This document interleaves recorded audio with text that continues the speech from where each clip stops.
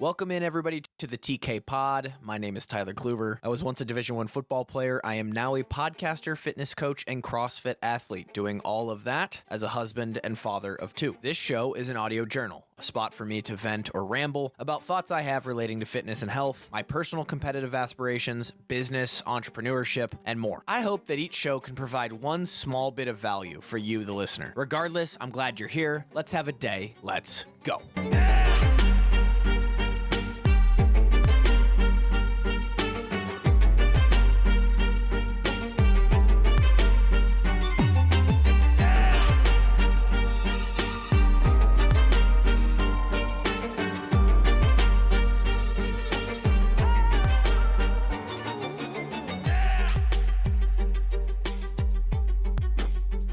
All right, we're back again. Welcome into the TK Pod, and maybe an interesting one today. I don't know. We're going to see what's going on here. A lot going around in my brain and mind this time of year. Starting with the fact that I'm dreaming of training and workouts and competition, which means one thing, told my wife this, is that I'm working out too much. I love working out more than most people. I identify as someone who has it easy. In fact, I am probably blinded to how tough it is to stay disciplined, like the ability to stay disciplined. And I attribute my ability to be so fit and healthy to, or I'd like to attribute it to, oh, I'm just a disciplined person. I can go out and grind in the gym and eat well and all these things because I'm just more disciplined than most people. And that might be true to some extent. But I'll tell you, it makes it a hell of a lot easier when you just actually enjoy doing it. It's not There's very little resistance for me, which begs the question, am I even disciplined then, or am I just doing what I like to do? Is this a completely different pursuit for me? Am I even disciplined at all? Because then in other areas of my life, you could argue I'm not that disciplined. Some of the I mean, and maybe other people would view it differently, but I don't know.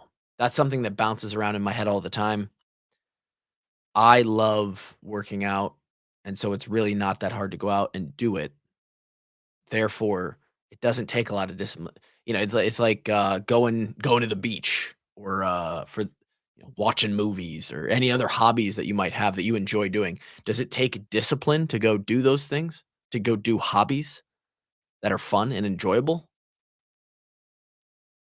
Not really.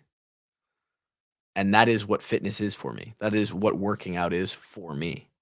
So, does it take discipline to do that every day? I don't really think it does. I think we've answered the question actually, which might have to shift my entire thought process on if I'm a disciplined human being or not. I will say this: the level at which I'm training now, which sort of speaks to the original point that that training has entered my dreams and my subconscious now, is a level to which does take discipline. We are right now somewhere around 15. I think we planned on gradually ramping up this prep for Monster Games as I record this on April 15th, 2026. We are 100 days exactly. The last triple digit day out from the Monster Games prep from the competition starting in July. And the goal was to ramp the total volume,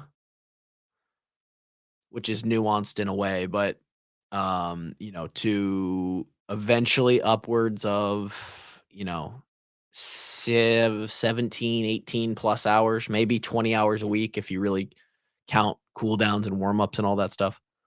And I was a little bit more disciplined. There's that word again with how much time I was taking in between pieces. I was this is coming off of a time frame where I was probably doing like a 2 a day once or twice a week, sometimes 3 days a week, but like 2 times a week I was doing 2 a days. And on the single days, I was working out for 90 minutes. Yeah. My total volume was around 10 hours, and we wanted to eventually build that into 18 hours, and I probably jumped that too quickly. I took, like, a week where it was, like, 13 hours, a week where it was, like, 15 hours, and now I'm in between, like, 16 hours and 17 hours already.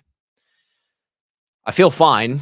The first week was, last week-ish, the week before that, it took an adjustment period. I think we've got the schedule down to I think we went over the schedule last week, and it's already changed a little bit. So, we'll talk a little bit about that, but yeah, there's a lot going on in my brain. One of them being that I'm working out so much that it's in my dreams.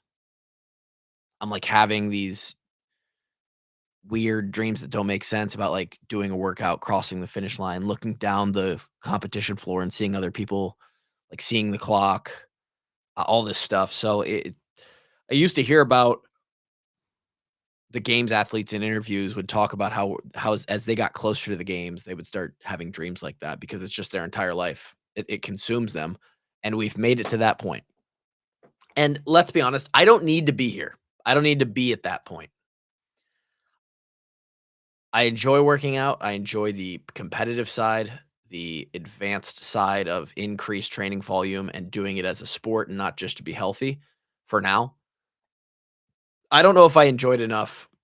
I certainly don't get paid enough. Zero. In fact, I'm paying a lot of money.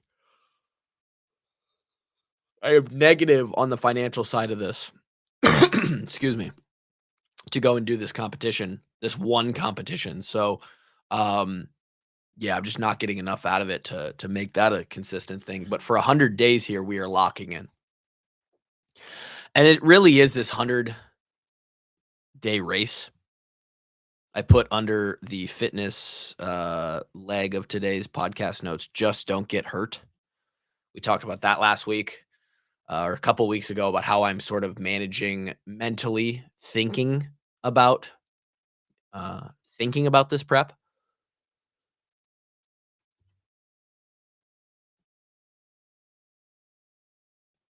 And it is a God, I hope my mic is on the right input. It probably isn't. Okay, we're good. Don't worry, we're good. And one of the biggest things is that stress reduction, the recovery aspect of this, and making sure that with the increased training volume, this is by far the most I've ever trained in a single week, but let alone a single week, let's just say ever, especially over the course of months. The obvious caution there is, well, you better have a plan, an active plan to prevent injury. Have I done enough recovery, mobility, stretching stuff in these first couple weeks of this prep or the first, quarter of this prep? Probably not. But after I started to feel run down about a week ago, I realized, okay, we gotta implement that. And I think it's helped a lot because I've actually felt good energy this week. Usually Wednesday, you by the time you get to Wednesday, Monday's a long double day, Tuesday's a long double day. Wednesday, you're starting to drag a little bit. I feel great today. Um, and we're going into it's not a rest day, but it's more of an active recovery day tomorrow.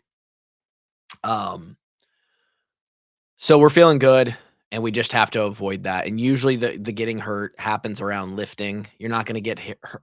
I'm not running enough to like get shin splints or hurt my knee. I'm not it's very hard to get hurt biking, especially at a zone 2 pace. I'm probably not gonna get hurt in the pool today as I go to the pool. Um, so it's really the lifting stuff. So we just gotta manage stuff there. The knee felt worse a couple weeks ago. It now feels better. Um, the general soreness of like, hey, you're working out almost 20 hours a week is there, but we're doing all right. So we're managing. Just don't get hurt. Just can't get hurt in 100 days. Just don't fucking get hurt. Part of that recovery looks like I could run through that quickly is um let me check to make sure everything's okay with the baby. Just got a note. Oh, need more diapers. All right. And there you go. Dad life. Getting notes in my daycare app. That's where I'm at 31. Daycare app. Hey, need more diapers. That's my life. So, what does recovery look like? Couple old things, couple new things built into that. Um, I like to hang on an inversion table. There's a lot of compression on the spine, a lot of squatting, a lot of front rack, overhead, barbell, back rack loading with a barbell that beats you down, sandbag on the shoulder, you name it, right? And a lot of moving the spine and a bunch of stuff and decompression of the spine, whether it be through an inversion table. A lot of people wear like the moon boots and do the same sort of thing, or hanging from a bar and decompressing vertically upright, um, which is even has even more benefits for the shoulders and upper back, has proven time and time again, anecdotally, in tons of people throughout the fitness industry that like it will fix problems. So, and I've been doing inversion table all the way back to over a decade ago at this point. When I was playing football for Iowa, there was one in the corner of the weight room, and I would do that shit all the time. So that is one way, and I think that's helped a lot. Um, Stretching, mainly stretching my hips and low back. Couch stretch, elevated pigeon. Um, some I don't even know what you would call it, but some hip circles, where you kind of sit back into your uh, like into your hip bone. You kind of drive your femur. It's a weird way. I couldn't. It's You're not going to get it from me describing it, but you go on all fours, kind of on your knees. You lean deep. You kind of push your back wall of your glutes and your hips into your femur. You anchor your femur in through your knee into the ground, and you kind of roll that acetabulum, that hip joint, that ball joint, and you kind of just circle around on it. Um, that's been great for me. Stretching your hips and your knees and your back usually fix a tight hamstring or a tight low back muscle. Um, Fixing your hips and aligning those and having those stretched and loose and in a good spot usually fixes knee issues. So they all kind of run together. So the stretching and then a little bit of rolling in there as well, just common foam rolling. I've got a foot roller under me as I do this podcast, as I work at the desk all day, do a lot of that. New is I've gone to a performance PT in the past, but I've added that in as a monthly thing. So next week we're going to hit another monthly performance PT session that will involve a lot of mobility, where he manually moves joints through range of motion that maybe I can't, or he kind of checks me out as far as like, hey, what's tight? It's better to get another set of eyes on you who can see stuff that maybe you don't see. I'm living in this body every day, so I just get used to certain things being tight or not tight. He can kind of diagnose things and move them through range of motion, suggest certain exercises to kind of rebalance stuff. And he also does a lot of scraping, readjustment, stuff like that. So that's good to get at least once a month. Probably should do it like once a week as we get, or once every 2 weeks as we get closer to the competition. And then finally, the newest thing that I just started doing that I learned about at a good time, or maybe it popped up, I don't know, serendipitously, I'm not sure, is a down regulation through breathing techniques. And I've heard about how breathing helps so many fucking Wim Hof all the way back to my days in Iowa football, how breathing and all can really change your life in a couple ways depending on what you're trying to do. Supposedly, and this is, you know, with so much stress and so much sort of physical load built up on my CNS, uh, it is really, really crucial and beneficial to down regulate after a workout. Take your body from, okay, we're in go mode, adrenaline, blood's flowing, high heart rate, all this stuff, and bring it down at a even pace, an even tempo, back down to resting, to signify, manually, actively tell your body, hey, we're done with the exercise. It's time to relax now. Because if you don't do that, I think the concern or the findings are that your body will kind of stay in that heightened sense, that fight or flight mode, and the longer you stay in fight or flight, the more, you're prolonging that recovery and your rest and digest nervous system to kick in. And so what I'm doing usually after the second session of the day, because that's when I'm done for the day and eventually going to go to sleep. I'll do this right before I go to sleep as well, is a breathing technique that is 4 seconds of inhale through the nose and 8 seconds of exhale through out the mouth. Okay, this is going to be weird. Didn't think I'd be doing this today, but it kind of sounds like this.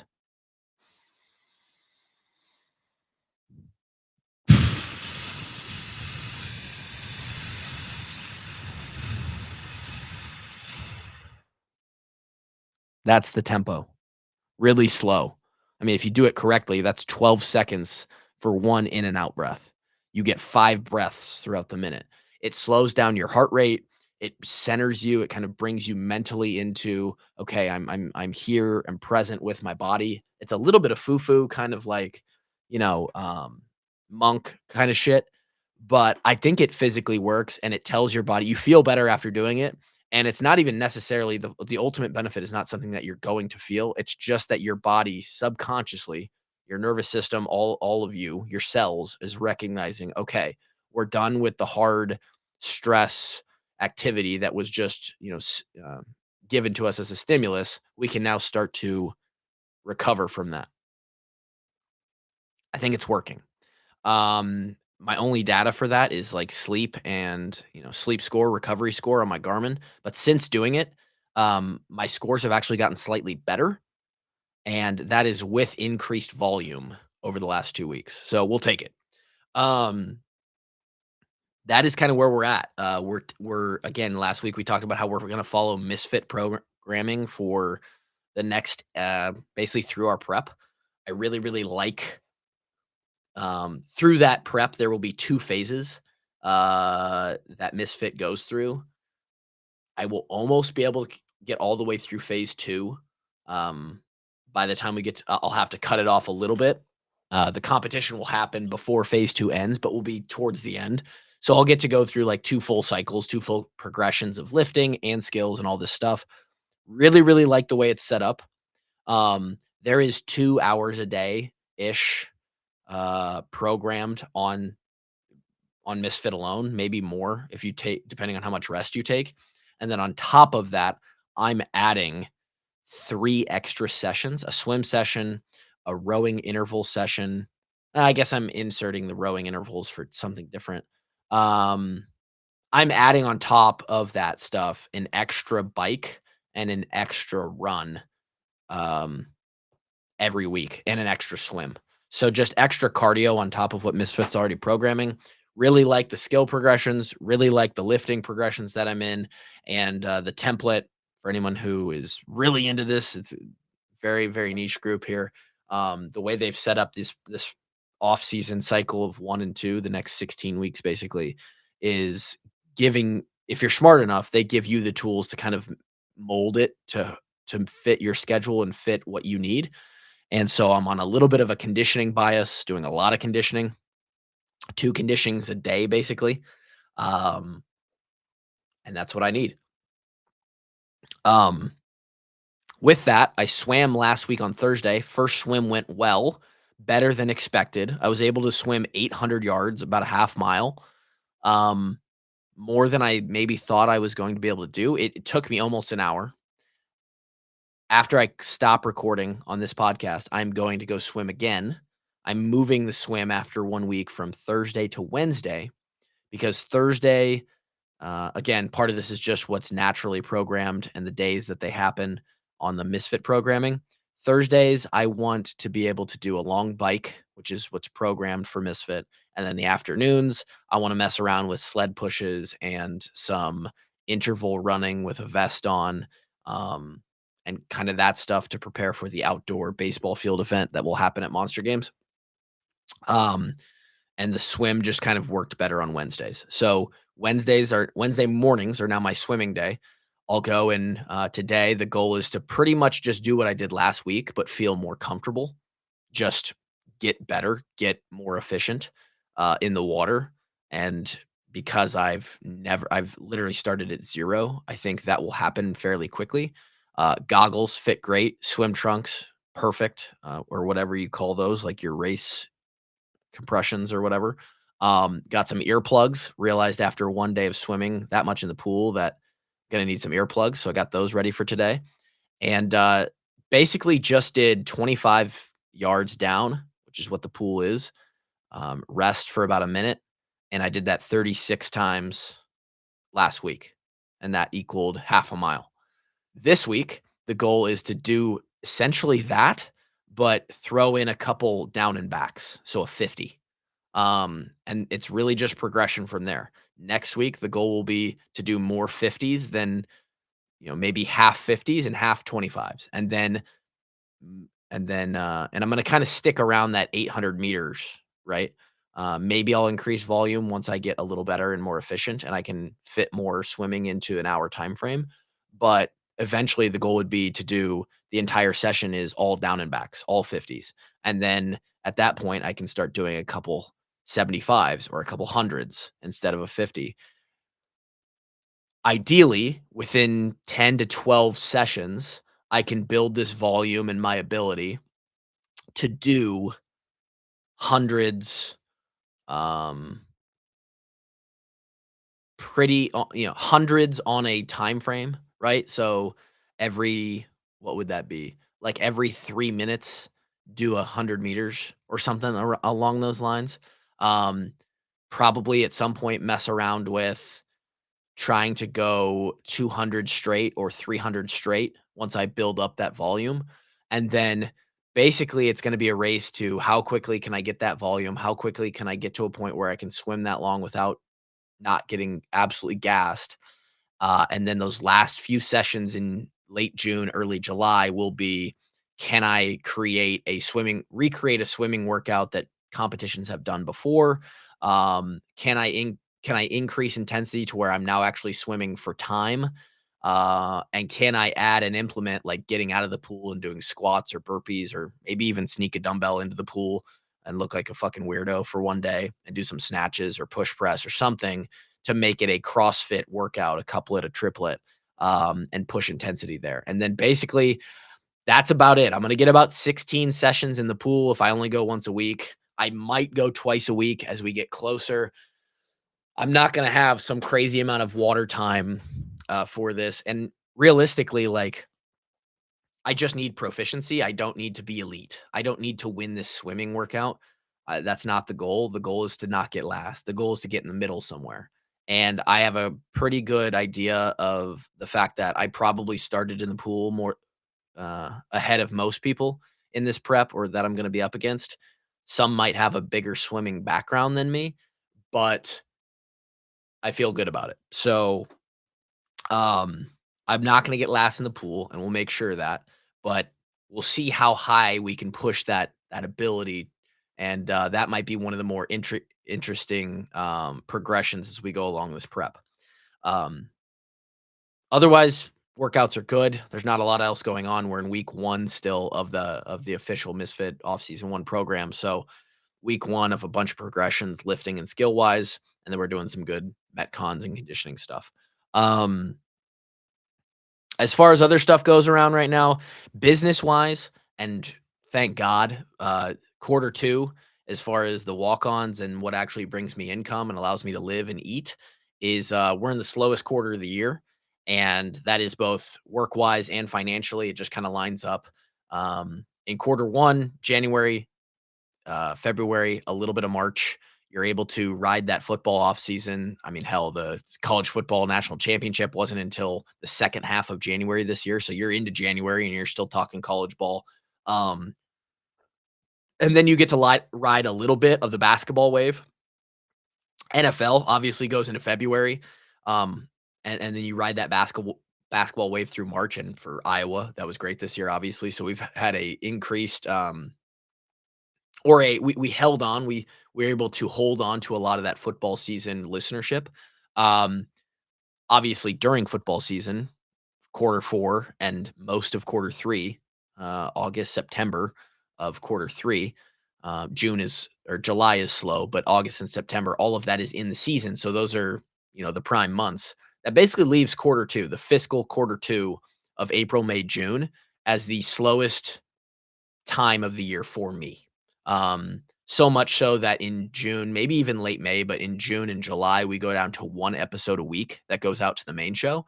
Um, and that's sort of just in prep. We slow down, we take a little time off, we don't pump out as much content in prep for a really busy 4 to 5 months in the fall and early winter. So that lines up really well for my current pursuit of trying to train 100 hours a week on this fucking exercise stuff. Uh, but that's kind of where business is at right now. It's basically, hey, who can I find to randomly get on the show? What kind of new stories or new guests can we get on the show? And we just keep pumping that out. Really proud of my dedication. Not really proud, but I'm happy with my dedication to the social media increase in clipping and being a little bit more active there through one quarter this year for the walk-ons. That's done really good for our YouTube views and our social engagement. I should have been on clips years ago, but got lazy and never really considered that was a missing piece. And so we've consistently pumped out 2 or 3 clips per show to to it holds a really steady kind of drip of content coming from our account, which is important when you're trying to stay visible and relevant. Um, and that will continue. So business is good. We're trying to figure out, sponsors in the next couple months through the end of quarter two. We will start to sort of have those conversations with advertisers and sponsors, which is sort of the big deal. It's how we make our money on the walk-on. So locking in some sponsors for this fall it'll be interesting this year because I have a bunch of kind of what do they call that? A bunch of sticks in the fire or whatever you want to say. Uh, a bunch of feelers out there for who we could potentially bring on and for what dollar amounts. And we're gonna need it because that daycare is expensive. Let me tell you, the next few years are tight financially for this fam. With we're just in that phase. We're in that 3 to 5 year phase where you got double daycare payments and it hurts. It hurts. Mortgage and daycare together, that shit hurts. So we need some goddamn sponsors for the podcast. Um, and I think we'll be all right there. Other than that, that's my life update. Disc golf is just not going to happen until after. I might get 1 or 2 rounds of disc golf in before this fitness competition.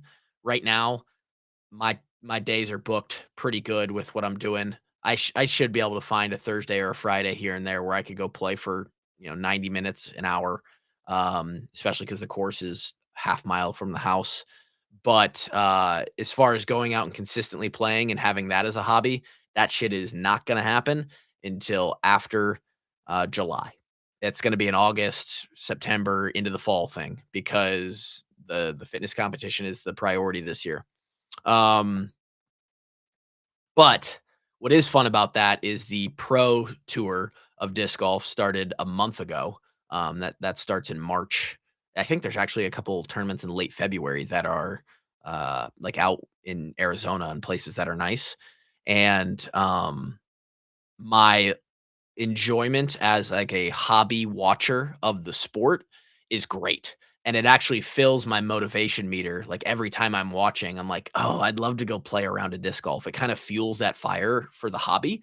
Um, Without any release of like, I'm not currently really able to go play. And so my motivation will build over the next couple months to really go play like a lot of rounds this fall. And that'll be a release for me. I can go and play disc golf instead of working out so much and have a more even balance there. And that'll bring some sort of new enjoyment or joy once we get through this prep.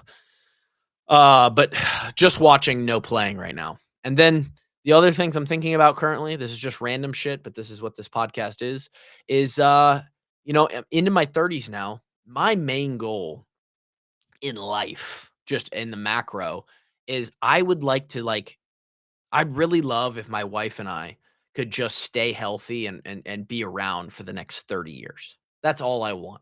I know that's a low end goal, especially when the life expectancy is like in the mid 70, maybe mid to upper 70s nowadays. And modern medicine and technology is only getting better with the passing time. But you know, I live a great life. I am very happy in my life, and at this point, the only thing that could go wrong is if some unexpected health thing happens before we get to watch our kids grow up. And it sounds bad to say, like, man, I just hope we get to the point where we can see our kids like grow up and get married, and then it's okay. Then we can die. I don't want that. I'd love to go to 90 plus, but let me at least get to that. That's where I'm at right now. I'm like bargaining. Can I just get to the point where my kids grow up and they're good and they're off on their own, right? Uh, and so now, because of that, and because social media feeds you the worst, most negative things about, every day you're seeing something new about the cancer rates or the disease here, or this little kid got this disease. It's like fucking crazy. It messes with your brain. And so things I've been thinking about recently, especially living in Iowa, who has the top cancer rate in the country, awesome, is I'm probably gonna look into getting a water filtration system, like a triple osmosis or a reverse osmosis, whatever that thing is for your water drinking water at your house. And I'm searching like glyphosate studies and which breads and brands of food have the least amount of glyphosate residue on them. And like my throat started hurting yesterday, and I thought, oh great, I have throat cancer. And that's where my fucking brain is. That's what it's like being 31 years old with 2 kids. This shit is nuts. What is life? I don't know. That's my update. That's TK Pod for today. It's already 9 o'clock. I got a date with the water. I'm going to the pool. I'll see ya next week. Peace.